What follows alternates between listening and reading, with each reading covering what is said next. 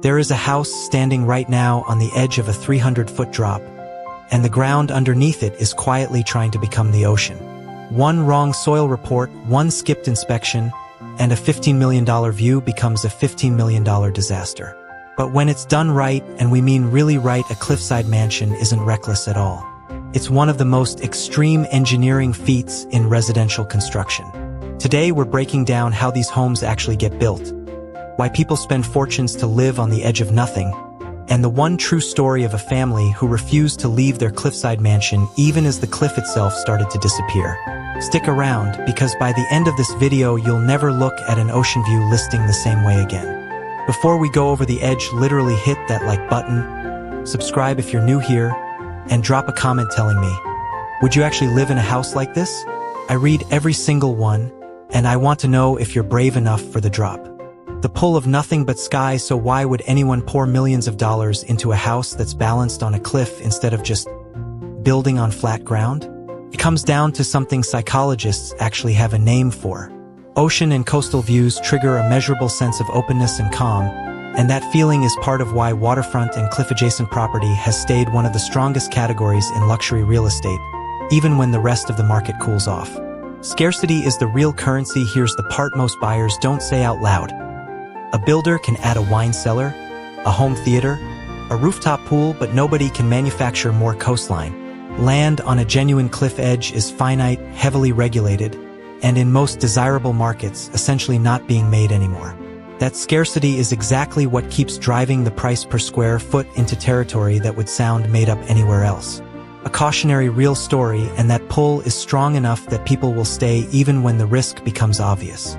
In Dana Point, California, a doctor who owns a mansion on Scenic Drive told local reporters his house was fine this after a storm-triggered landslide chewed away the cliff directly beneath 3 multimillion-dollar homes on his street, leaving them teetering at the edge. That's not a random horror story, it's a real illustration of exactly why the engineering we're about to show you isn't optional. It's the whole ballgame. Working with the mountain, not against it. A flat lot lets an architect draw pretty much whatever they want. A cliff tells the architect what it's willing to allow.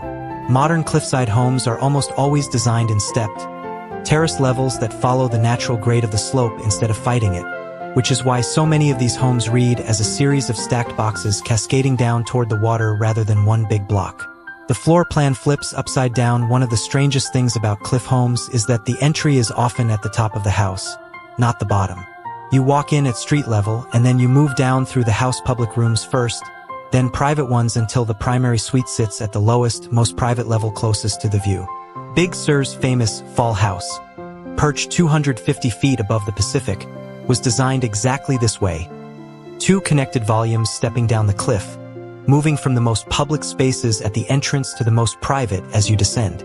Glass as a structural decision, not just a design choice, and then there's the glass. Floor-to-ceiling windows, glass corner joints with no visible frame, sometimes even glass floors over a void on a cliffside home. Glass isn't decoration, it's the whole point of the location. Every pane doing structural work has to be engineered specifically for that job, which we'll get into in a second, because this is where impressive and dangerous sit closer together than most homeowners realize. Gravity gets creative on a slope on flat land. Gravity is simple, it pulls everything straight down into a stable foundation. On a cliff, gravity doesn't just pull the house down, it tries to pull it sideways, off the slope entirely. That single fact is why hillside and cliffside foundations look nothing like a normal home's foundation. Caissons. The deep stilts holding the house up instead of a shallow slab. Cliffside builders drill deep shafts, sometimes 20, 30, even 50 feet down straight through the loose topsoil until they hit solid bedrock. Those shafts get filled with reinforced concrete to form caissons, and the house's frame effectively rests on top of these underground columns, like stilts driven into the mountain itself. Horizontal grade beams then tie every caisson together into one rigid cage that resists both sliding and uplift. Retaining walls and the water problem. Then come the retaining walls, which are doing far more than holding back dirt. They're managing thousands of pounds of lateral soil pressure, and critically, they're managing water. Without proper drainage behind a retaining wall, water pressure can build up invisibly until the wall fails, which is one of the most common causes of hillside slope failure.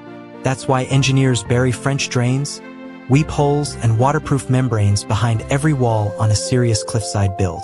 Seismic zones raise the stakes even higher. If the cliff sits in earthquake country, think California's coastline, the engineering goes up another level entirely. Builders add base isolation systems that absorb ground movement, and framing designed to flex rather than snap, because a rigid structure on a moving slope is a structure that eventually cracks. The glass has its own rulebook, and remember all that dramatic glass? Structural glass floors and cantilevered glass balustrades aren't built from a single pane. Code typically requires laminated glass with multiple layers bonded together, engineered so that even if the outer layer cracks, the structure doesn't fail and the assembly still holds a person's weight. A gentle break safety standard specifically designed so a shattered pane crumbles into blunt, harmless pieces instead of blades. The starting number is deceiving nationally. A solid custom home runs somewhere around $200 to $450 a square foot, depending on region and finish level. That's already the entry point for luxury, but a cliffside build blows past that fast. Because you're not just paying for the house, you're paying to defeat gravity first. Where the extra money actually goes on a standard lot, the foundation might eat 5 to 15% of a total budget. On a cliff, that number explodes because you're paying for deep caisson drilling, engineered retaining walls, shoring systems just to create a safe work platform during construction, and geotechnical reports before a single shovel touches the ground. In premium coastal luxury markets, South Florida, coastal California, prime waterfront lots, all-in luxury construction routinely lands between roughly $750 and $1,800 per square foot in 2026, and true ultra-estate cliffside or barrier island builds can push past $3,000 per square foot once site work, structural glass, and elevator systems are factored in. The land itself is its own bill, and that's before you even buy the lot. Desirable cliffside and view lots in premium markets can range anywhere from a few $100,000 into the multiple millions before a single caisson goes into the ground. Add it all up, and a genuinely dramatic cliffside mansion is easily a project in the 8-figure range once land, engineering, and construction are combined. Here are a few things that surprise almost everyone the first time they hear them. First, some of these homes are engineered to move on purpose. Base isolation systems are designed to let the structure shift slightly during an earthquake instead of resisting it head-on, because a house that bends survives better than a house that refuses to budge. Second, the gentle break glass standard means a shattered balustrade panel is engineered to crumble into small, blunt granules instead of sharp shards, specifically so a broken pane over a 250-foot drop doesn't become a second hazard on top of the first. Third, construction crews sometimes have to break open sections of a finished home's exterior wall just to get heavy caisson drilling equipment onto a narrow hillside site, because there's often no other way in. And fourth, the one that should give every buyer pause: geotechnical monitoring doesn't stop when construction ends. Engineers install inclinometers and survey markers that keep tracking slope movement for the life of the home. Because on a cliff, finished doesn't mean done. When you put it all together, the psychology of the view, the terrace design that turns a slope into a feature instead of an obstacle, the caissons and grade beams doing invisible work 60 feet underground, and a price tag that can rival a small hotel, a cliffside mansion stops looking like a flex and starts looking like one of the most genuinely impressive things you can build. It's not just a house. It's a multi-million-dollar bet that engineering can out-argue gravity, decade after decade, storm after storm. So now it's your turn.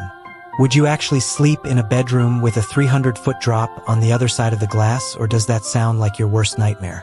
Tell me in the comments below, and while you're there, hit subscribe, because we're building and touring another unbelievable home right here on the channel very soon.